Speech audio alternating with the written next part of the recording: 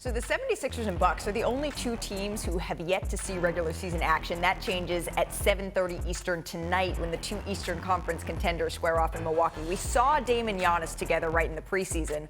But that big question, when are we going to see James Harden team back up with Joel Embiid? That one still remains. It's a good thing that here with us now is our senior NBA insider, Adrian Wojnarowski. And usually, Woj, we've been starting with sort of the Sixers side of this conversation, and I want to get to that. But all of the actions from James Harden have been leading up to he would like to be traded. And the Clippers have been sort of that one team that was lurking around. Where do those talks stand now? The Clippers have essentially now paused these talks with the Sixers on James Harden with the season starting. They've been in very regular contact with the Sixers over months, and then in recent weeks trying a lot of different combinations to see if there's anything the Sixers would do for a James Harden trade. Philly has rejected them all. And essentially now what the Clippers are saying, listen, they may revisit this again, right, and I'm sure they probably will at some point, but they're done talking for now with the season starting. I think certainly, they don't want Terrence Mann to have to keep seeing his name out there. They have rejected, every Philly overture to include Mann in any deal. But essentially, I think they tried. Philly has not wanted to do the deals they wanted to do. And the Clippers look around and they say, we're the only bidder for James Harden. We're the only team offering anything. They don't want to bid against themselves. And, I think they get the sense Philly's not ready to do the deal, certainly not ready to do it on the Clippers' terms. And so they're going to exit this for now. Again, they may pick this up again later, I think, but the idea that the Clippers and Philly will be going back and forth again, at least early in the season, probably not in the foreseeable future. Okay, so for now, the pause button has been hit by the Clippers. Harden is not, though, with the team in Milwaukee. What are the Sixers hoping to achieve here with him not being on this road trip? The Sixers want to see how serious James Harden is about playing for this team, about ramping up now. He's been away from the team, hadn't practiced since October 15th before he was on the court with them yesterday.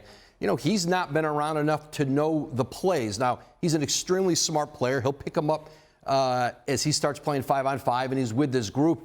They wanted him to stay back in Philly at their practice facility so he can work with their development guys, the training staff, have access, to all the rehab equipment you have in the building. This is a 34-year-old player, history of hamstring injuries. You're not trying to go 0 to 60 here and have an injury, but they want him to start getting closer to playing and see if he follows down this path. And again, to see how serious he is about starting this season. They want him on the court. They've always wanted him on the court. They don't really want to trade him. But I think if they go through this process and there's some kind of a sidetrack, if there's some kind of a situation where, Harden doesn't play, then they kind of know where they are, which is maybe he's not as serious about being a part of this. But they've got to find out, and here's their window now to find out about Harden. It's like a three-pronged game of chicken. You have the Sixers and Harden, who have just sort of delayed any finality here. You could be away from the team. We're not finding you. They're in this netherworld of like, what is he? Is he on the team? Is he not on the team? The games are starting. How long can they put that off until one of them has to make a move? And then over here are the Clippers, who are like, how are we supposed to negotiate in a situation like this? We don't know what is going to happen with your team. We don't know what's going to happen with our team. Maybe we're so good that we conclude we don't need to trade future assets to James Harden. Or maybe Kawhi gets hurt and we're not good enough to justify trading assets for James Harden. Let's wait and see. And that's exactly it, Zach. The Clippers want to see what they look like with a healthy Kawhi Leonard, a healthy Paul George to start this season, and see if this group around them, how good can this team be? And we know it is built around the health and availability of those two players. You know what I want to see? The energy of the Philadelphia 76ers tonight. I want to see if we're going to see chest bumping. I want to see if we're going to see high-fiving. I want to see from the 13th or 14th man on the roster, is he going to be up clapping the whole game? Like, that's the energy I want to see, if they're going to have it or not, and that's going to determine whether or not this situation is affecting the locker room. Number two, can Tyrese Maxey take that leap to help Joel Embiid? We know he could get a bucket. We know this. Can he take that leap to help Joel Embiid get easy baskets? He is going against Giannis, Brook Lopez, Bobby Portis, Robin Lopez. That's a lot of bodies. Right. He's going to need those easy looks at the elbows and at the rim. Yeah, the Clippers are not the only team making an assessment. I think the Sixers are now making an assessment, and you're absolutely right, Perk, because Tyrese Maxey, I mean, this is the first time today, okay? Tyrese Maxey is the odds-on favorite to win Most Improved, and he already averaged, 19-20 last year? In 24 games that James Harden missed last season, he averaged 25 and 5. And so I think this is an assessment not just of what the Clippers are, but it's also addition potentially by subtraction. Tyrese Maxey is right now the most interesting player in the league who's actually playing basketball. Because if you look at his numbers, look at those numbers. With Harden on the floor, 16 pick and rolls per 100 possessions. That's like average wing player. 58 when James Harden was on the bench last year. I have never seen a discrepancy like that based on the presence or absence of a teammate. We know he can score, but Joel Embiid won the MVP behind those little 12 and 13-foot jumpers that Harden set him up for. Does Tyrese Maxey have that in his game? If he does, and the Sixers exceed expectations, that's another plot twist in this whole soap opera that apparently will just never end. And Tyrese Maxey spent the last few months watching the players in his draft class get their rookie contract extensions, including several players who got max extensions, and the expectation was Maxey would get a max extension in this. Yeah. But the Sixers kicked it to next year. It allows them to perhaps have more salary cap space before they max out Maxey. But certainly he's on pace to be a player who gets a deal like Tyrese Halliburton got, LaMelo Ball got. And so, certainly that's part, I think, of his thinking this year, too.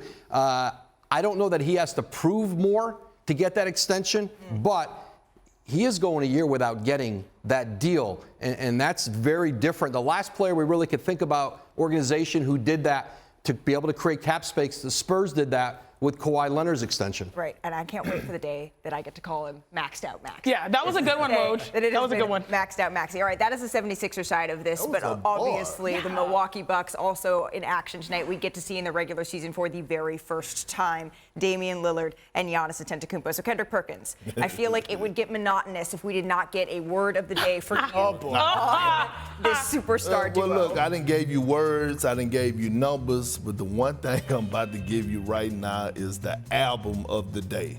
What a time to be alive. You know something? You know what album that is, Woj? Tell me, Perk. Drake and Future. And you know why? Because they have hits like Really Big Things. Yeah. Really Big Rings. Okay. And you know with Really Big Rings, you see all the diamonds. That's the only thing Milwaukee You didn't say needs. it the right way. Well, go ahead. I got a really big team. Hey, I was really ready big for the. rings. That's what I was waiting on. But look, that's the only thing that they need to be worried about. That's why it's the album of the day. Zach, look at me and let me. You're smacking the table. I don't understand.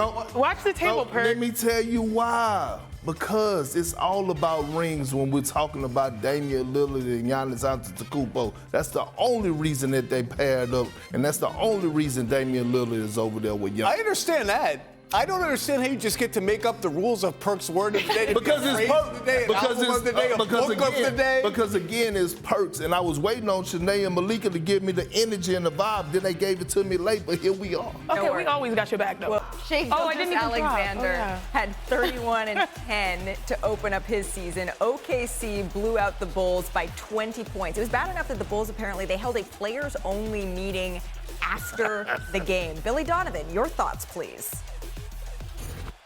Did players request that for you guys to kind of maybe stay out of the room for a little No, I kind of had just walked in there to talk to them, and they were talking, and I said, do you guys need space? And they just said yes, so I walked out.